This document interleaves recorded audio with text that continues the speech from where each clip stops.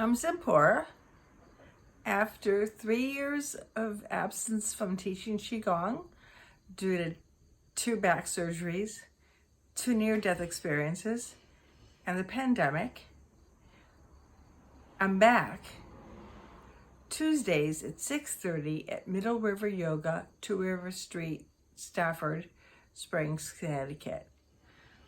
And with the gift of having near-death experiences and being rescued but from the ocean, I have an enormous amount of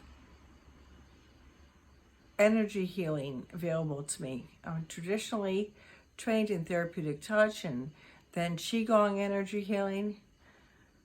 But what I have now, I picture myself back in the light that I went to, and the energy flowing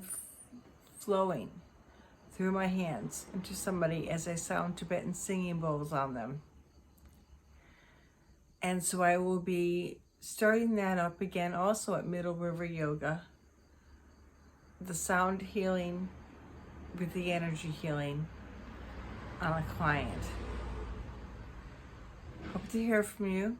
Maybe we'll see you Tuesday at 6:30 at Middle River Yoga in Stafford Springs, or certainly feel free to contact me. Have a sweet evening. Bye-bye.